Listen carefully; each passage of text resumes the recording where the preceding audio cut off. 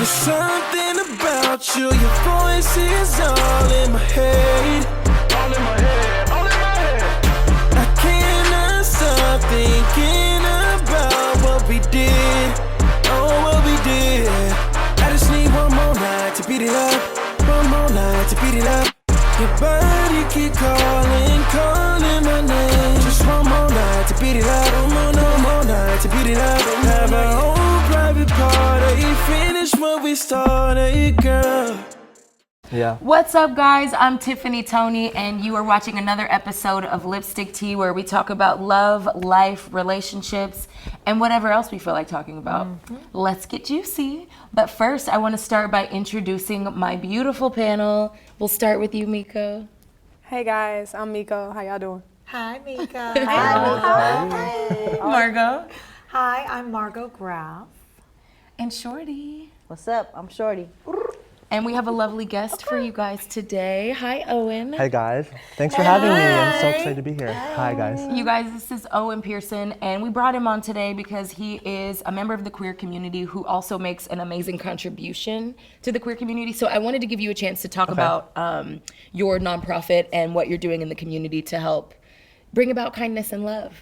Yeah, so my name is Owin Pierson. I moved out to LA about 3 years ago, and I was really looking for a place to be myself and find freedom in my sexuality and my identity. So I found a couple organizations. I actually help with a creative director as a nonprofit for this company called World Kindness USA.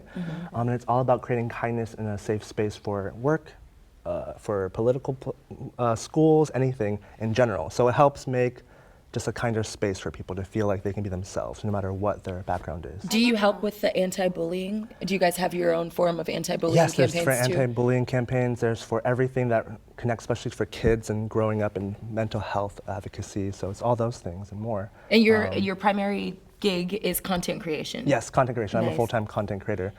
So I work with World Kindness, but I like doing things that are focused on LGBTQ. Youth and just advocacy. So when did you come out of the closet, and how did that impact the type of content that you create? So I came out to my friends first, maybe like 4 or 5 years ago. I'm 27, so I was a little late because college. There's nothing wrong with that. That's true. Better late than never, Yeah. boo. Better late than never. Yes, but I mean, I grew up, I'm half Japanese, so Asian culture, you just don't share your emotions that much, and you don't share things. So I just always felt like repressed, and I also was super religious growing up. So for me, I was like, it never was a question to come out. It was like, you don't come out. Right. Stay in that damn Yeah, closet. you stay in that closet. So Shut the fuck up. besides that, yeah.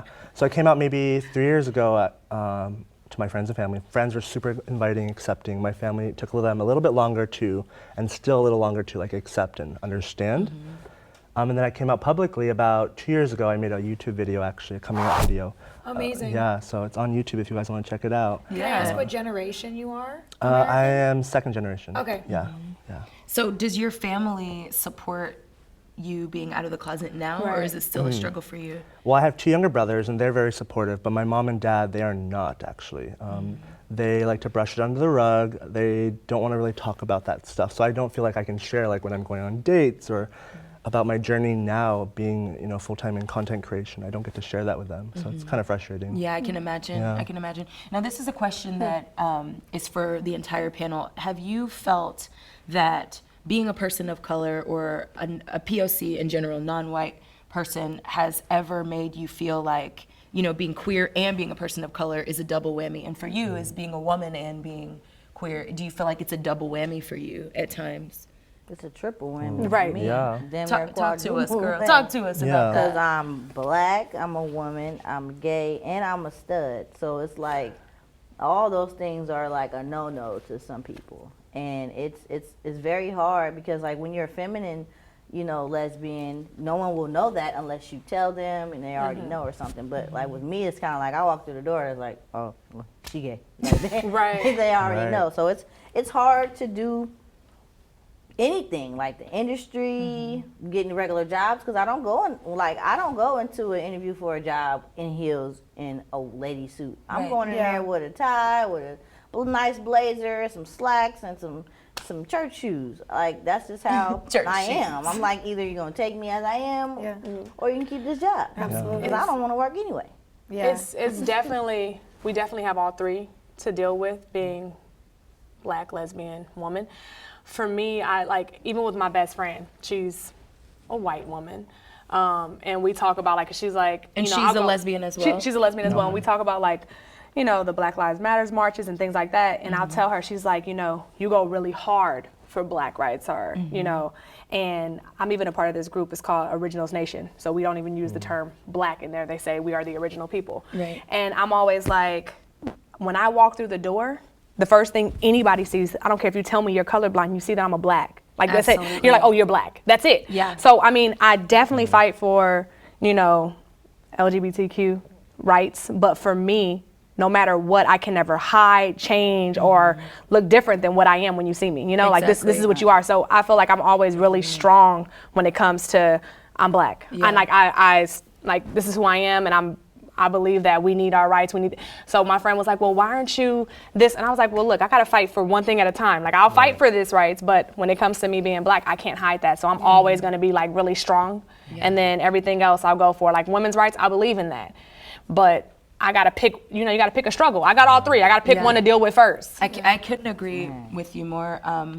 I have had experiences where I felt that, and I'm sure a lot of people can relate to this, I've had to kind of like prove myself in ways that other people might not, in terms of my credibility as being able to do my job. I'm already like, okay, these people expect me to be late, they expect me to have an attitude, they expect me to meet all of the stereotypes that have been stacked up against women of color. And so when I go into a room, I'm like, I already know that that's what's happening, so I have to go out of my way. I had to go to grad school. I had to do the extra things and to make sure that, I don't know if you guys watched Scandal, it was my favorite show, but when her father told her, you have to be twice as good to get half as much, and that really like resonates with me. And you being an Asian American, have you ever felt pressured, or like you walked into a room and there were all these stereotypes that were already stacked against you? Well, first off, like I want to say you guys are like so inspiring and empowering, because I think women of color, and especially women of color in the LGBTQ community, they go through the hardest things. Like I think being Asian American, we do face discrimination and racial profiles, but it's not as intense as the black community. It's not as intense as the women in this country. So for me, like, I would sometimes find those kind of struggles from watching my friends struggling. Right. I would always be an observer. And that's why I kind of wanted to be my own boss, because I knew I didn't want to work for anyone, because I didn't want to be put in that position where judgment or my sexuality could define me. Right. And I watched one of your last episodes, and you guys mentioned Virginia being one of the places that you can get legally fired. That's where I'm from. I'm from Virginia. Wow. And I didn't know that till I watched your episode. I was like, what the hell? Like, that's messed up. Like, if I was still trying to do everything I'm doing now in Virginia. Know that that's also And it makes me like sad that like my hometown where I grew up, like they're voting for that, or they're not fighting enough to bring that Still to. sad and sick right now. It's 2019. Like, do we really have to vote for that? Like, everybody needs a job. Everybody has to work. Everybody has a family. So it's so irritating. It's and it's like, you know, people complain about the crime rate, but it's like the crime rate is directly correlated with the socioeconomic status 100%. of the people in this country. People aren't committing crimes because they're black or because they're Mexican. It's because they're broke. And like, and if we can create, they gotta get gift cards. They gotta get sliders because times is hard. I'm not even mad at them no more. I'm like, Just don't steal We my do shit. not endorse or promote crimes or violence. we don't. But we're just saying that we You got some understand. ties or some damage in your trunk, Right. and you trying to sell it, call me. But it's our job as part of humanity to create opportunities for people to work and prosper, and it's like, how can we do that? Right. You know, how do we do that? So I think what you're doing is amazing, and I think that I salute you, boo. Thank you guys. Well, to expand on the question, I guess, for me, I think, especially in the LGBTQ community, the hardest part is being yourself. So LA, there's a lot more opportunity to do that. But in other places, I feel like even for me growing up, I realized I was repressing being gay, and I tried acting straight, whatever straight acting means. And I think that is a harder thing to talk about than even being gay. Like, sometimes being gay, you don't want to express that part of you. You just want to be yourself, because that's only one identity of everything you are. So it's harder having to act straight, because that's not fun. Like, how it's like, long did you act straight? for a long time. Was you dating a girl? No, I never dated a girl. I'm one of those things. I'm called a golden gay. There's platinum. Because there's a platinum gold gay. star lesbian. Yeah. And So there's what's a the gold. golden gay? So talk to us Golden about gay this. means you've never had any association with a woman in that Okay. sense. Now what's the sexually. platinum? Platinum means you were C-sectioned out of your mom, so you never even touched a vagina. Oh, yes. So, Yes. what's the bronze? Yeah, is there a bronze level to Bronze, this? maybe like you cuddled or something. I don't know. I don't know. I never gotten bronze in my life. I'm more of a silver gold person. Oh, okay. Gold, silver, gold, it's together. All right. Yeah. Now I thought lesbians had a lot of titles. I know we got Yeah. gold stars, and I didn't know we had Yeah. platinum. I ain't I didn't C-section either. didn't touch a Yeah. pussy. I have a couple friends. That's Yeah. a sad life. So Never you touched had a a pussy? girlfriend. For how long did you have a girlfriend? It was just not really a girlfriend. It was more like in school, you know, everyone's like, oh, who do you like? Who do you like? So you kind of say, oh, I like this girl. And then everyone kind of puts you guys together. Did But she look like we didn't a do anything man in over the holding face? hands. Was she Those are the masculine? best Was she kind of sort of yeah. butch? No, she's she was more girly. Because most of my closest friends were girls, and they were just girly. So I just attracted that. So I was like, okay, if we can become best friends, that's fine It'll with look me. like Yeah. Then we can I can hug them and be fun with them. But Yeah. I wouldn't. Do you think that your friends knew? Because I had male friends. That's so what I I was was like, okay, gonna- I can't wait for you to come out when you come out. Yeah. So do you think they knew? When I came out to friends, it was a life or death situation. I was like, oh, they're gonna accept me or they're gonna get rid of me. That's how I felt. Yeah. Yeah. But all my friends were so loving and accepting. And then after I came out to them and we cried and we hugged, they texted me later and be like, Owen, I knew the whole time. Okay. Yeah. I was just waiting for you But to know. the emotional Yeah. moment of you finally trusting Yeah. them and trusting yourself Yes. to be able to Right. That was a good actually moment. announce So did you it. prepare like a speech, like this is what I'm gonna say, practice it in the mirror? How did you go about preparing to come out? That's a good question. Like, I don't think I necessarily prepared. It was more like I prepared a setting where I felt comfortable enough to tell them. Like, I was like, okay, we're gonna hang out first. Like, we're gonna have a fun time. And then from there, we're going to progress into talking a little deeper. Like, I want to get to know them better, and then I will share something about myself that I hope they can accept. Yeah. How long did you have it I mean, I guess this could be a question for everyone. How long did Yeah. you have it on you that you're like, oh, I gotta have this conversation? Because I feel like it just eventually spilled. Yeah. out. Okay. Like the weight of it on about your that. shoulders.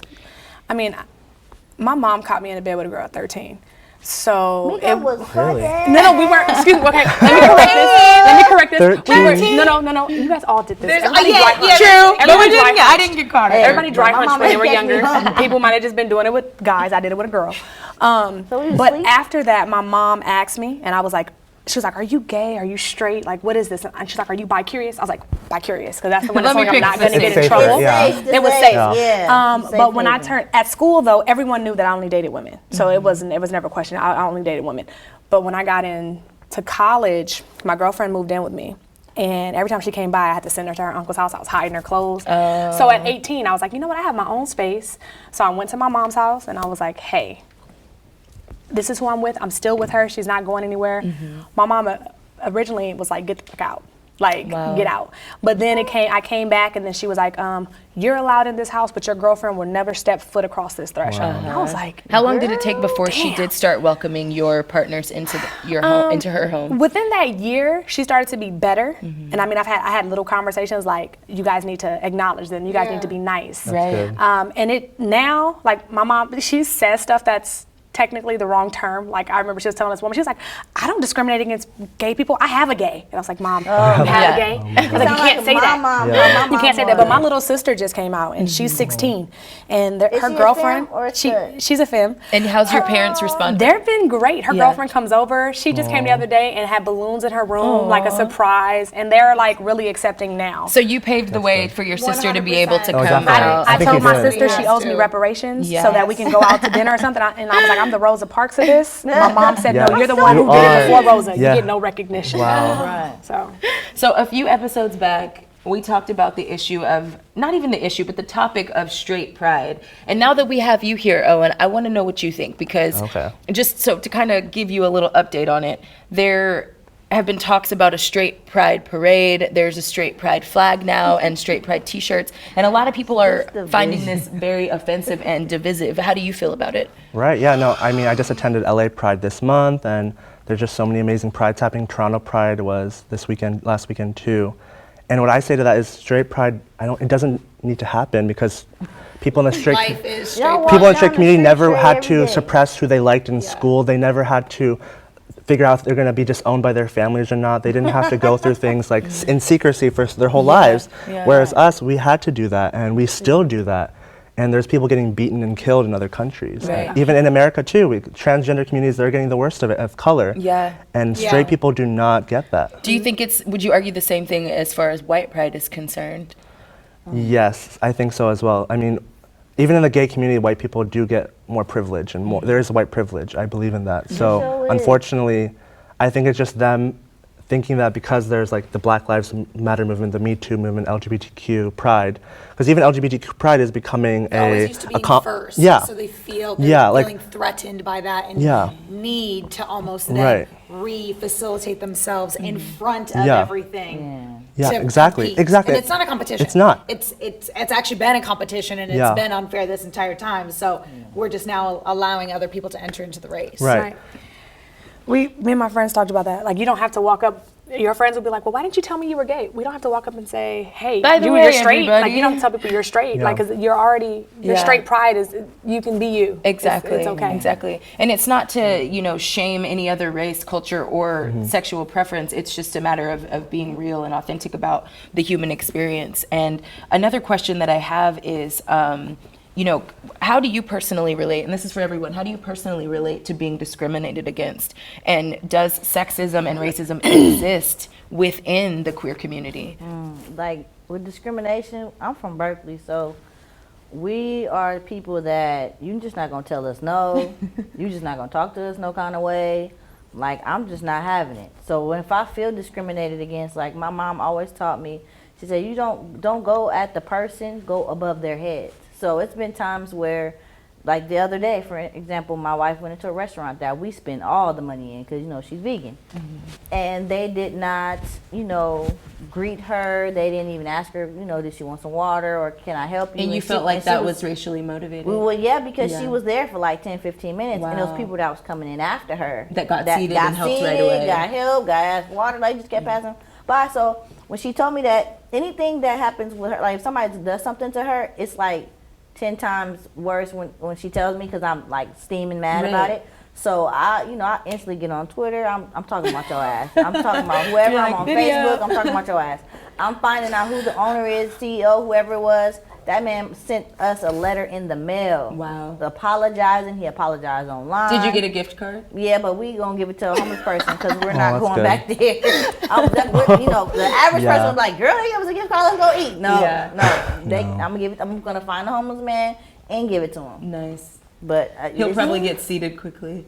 I don't know, but I hope he gets fed. But at the end of the day, it's like we're not about to take nobody's crap. Period. Like I'm just not. It's like I said. It's time for people to understand. Like, look, we tired of you pushing us around, especially in our community. So it's like we're not having it. I know I'm not. Right. Right. How do you relate to that? It just depends on when it happened, what stage in my life I'm at, and how far it went. Because like sometimes I'll have an adult conversation with you, and then I get really angry because I see these things, and it's like the angry black woman. But I will see a woman that's white get just upset about her ticket being wrong and cussing people out and throwing stuff, and it's never that big of a deal. So I feel like we have to like step back. But I've had it to where this white guy when I was living in Alabama almost hit me with his truck. So I hit the back of his truck and was like, yo.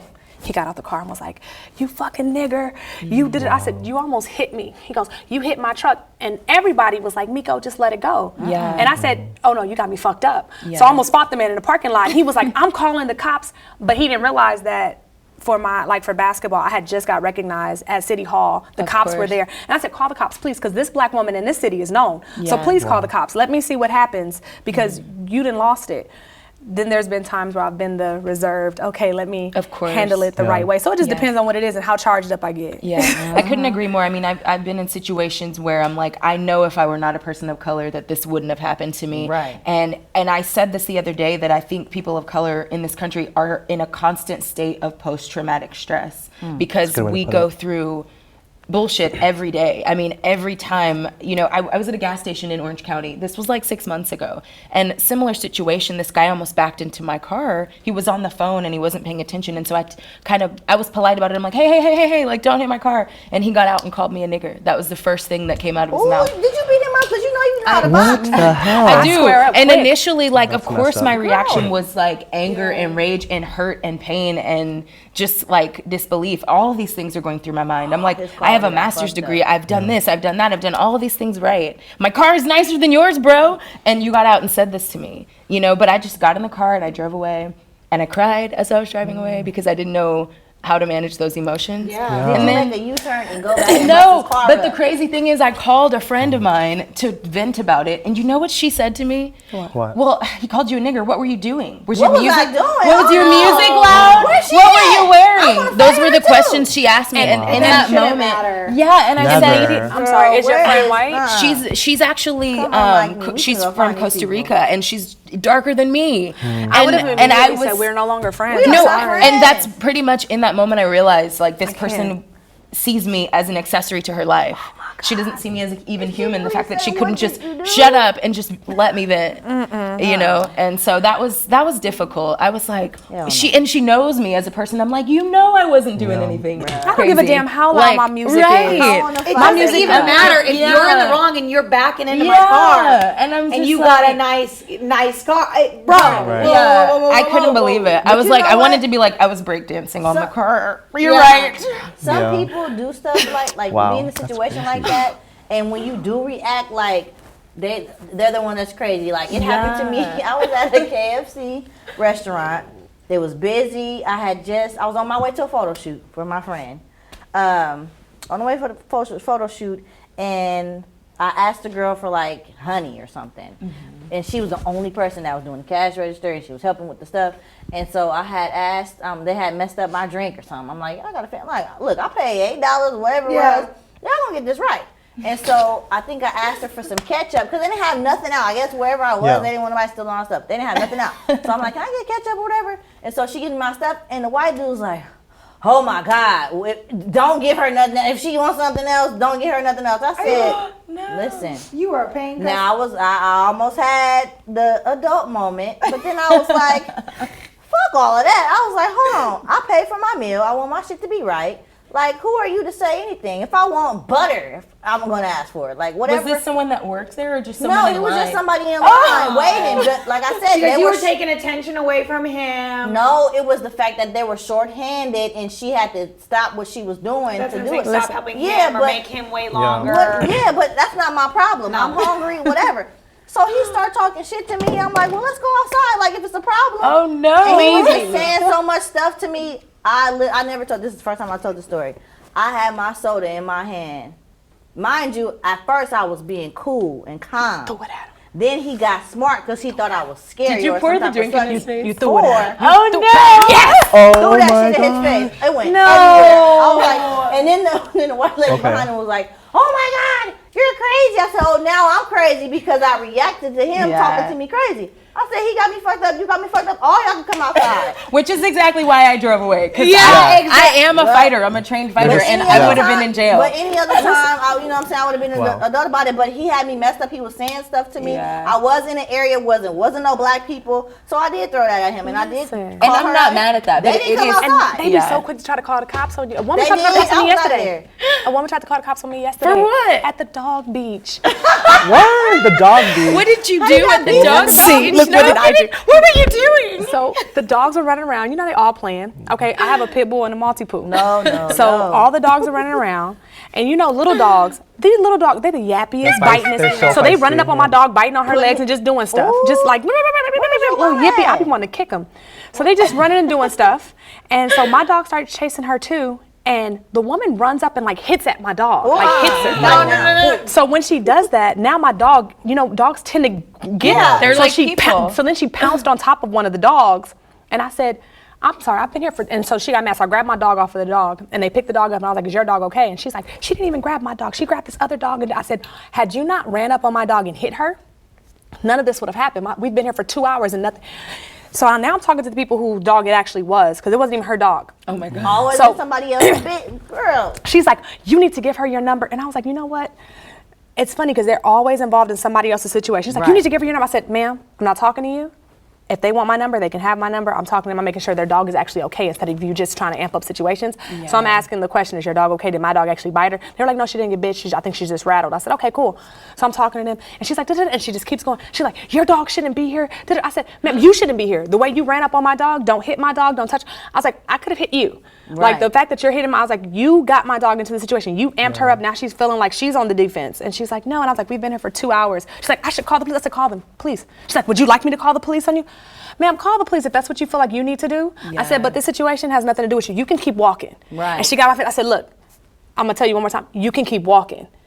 And she looked at me, and everybody was like, and I was like, listen, you tell me. I get people who threaten to call the cops on me so many times. I would have picked up my What were dog the and other put my people dog there? at How the did they lady. react to the situation? First, everybody said, because my dog did pounce, everybody got nervous. But then once I grabbed her and we were talking, the people whose dog it was, they were literally just checking her to see if she got bit. And she didn't get bit. Like they checked her whole, the whole body. And I was like, are you sure you don't want my number? Are you sure you're okay? They were like, yeah. I was like, I just want to make sure before I walk off. I was like, because now my dog is amped up. She's barking and she's like really riled up. And I was like, so are you okay? I don't want to walk off. And they were like, yeah, we're good.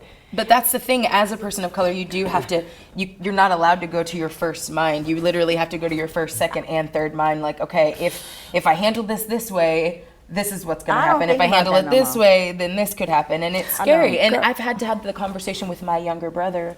As the black man, I have to tell him, listen, every time he leaves the house, I have to warn him, like, you know, if you get pulled over, this is what you do. And it's literally like you fear for his life. It don't matter what you do. Every time he leaves the house. It don't matter what you do. That's a scary way to live. And it is a state of post-traumatic stress. And, you know, being a person of color and identifying as anything other than heterosexual, I think it can be heavy. It can be heavy. So before we wrap this up, I just want to give you an opportunity to share any of your last thoughts and to talk about how people can find you and about your brand. You guys are stirring like a little bit more in me, like a little small story. It's not too long. Please share. But because being biracial, I'm half Japanese, half white, Caucasian, whatever you want to call it. And I think in the Asian community, it's more of like a silent racial profiling. Like Asians in general, you grow up to be very respectable of other people. You grow up to not really share things. So everything is kept within, so the PTSD is more real, I think, because we're constantly evaluating ourselves and figuring out, are we in the wrong, are we in the right? And then being biracial and then being also religious and gay, I always felt this contradiction in my life, so much contradiction in my life.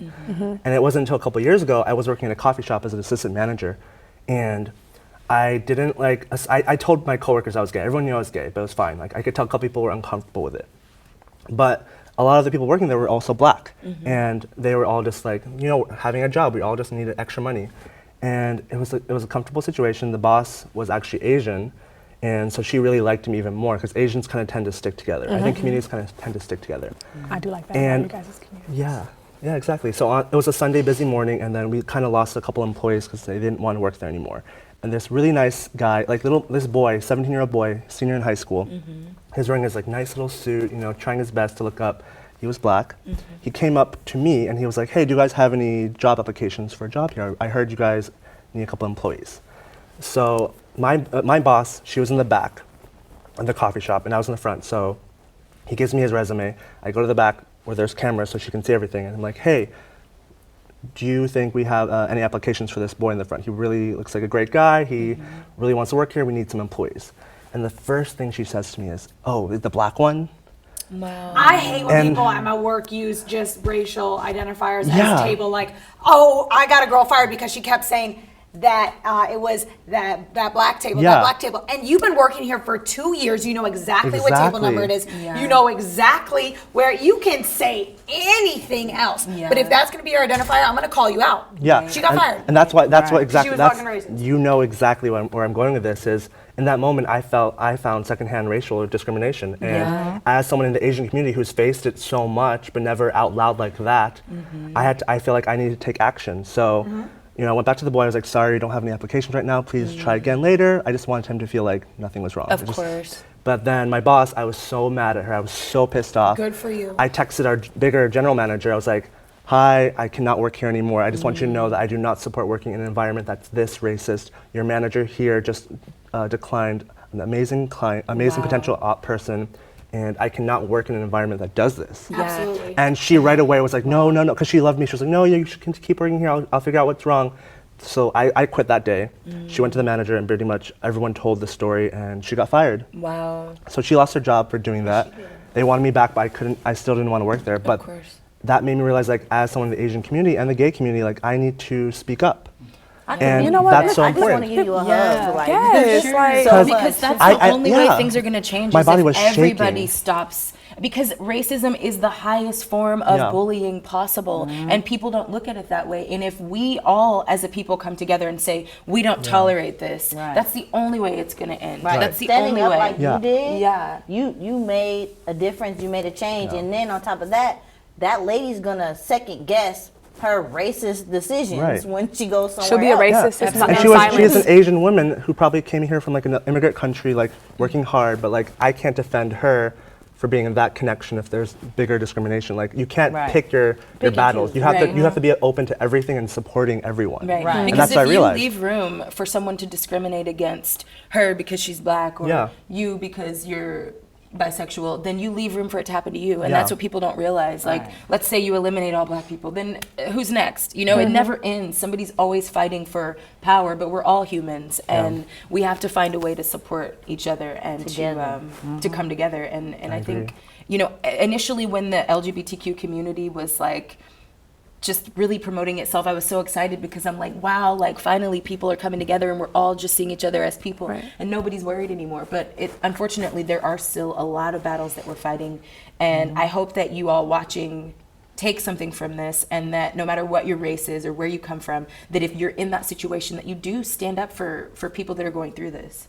So Make that Absolutely. change. Definitely. If make you're in a the change. position of power where you have the ability to actually call someone out, and you don't need to do a public, like address it with them, like, one, this isn't okay, because some people are just so ignorant that they don't realize, because they've never had black friends, because they've never like had, you know, Asian friends, or they've Yeah. never had queer friends, where it's like they've never actually had someone who's educated enough and compassionate enough to sit down and have a conversation with them, because sometimes people just need to be told that this actually isn't okay and it's offensive, Right. even though you're not offending me.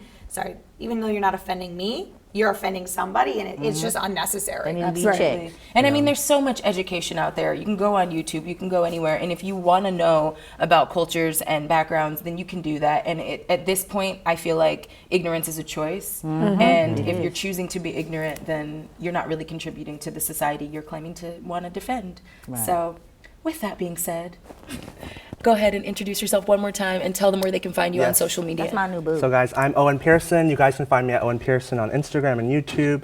I do a lot of content for lifestyle, fashion, travel, and mainly LGBTQ inspiration and mental health. So definitely check it out. If you have any more questions, please feel free to DM or email me. I would love to talk to you guys more. Awesome. Yeah. Thank you guys for having me.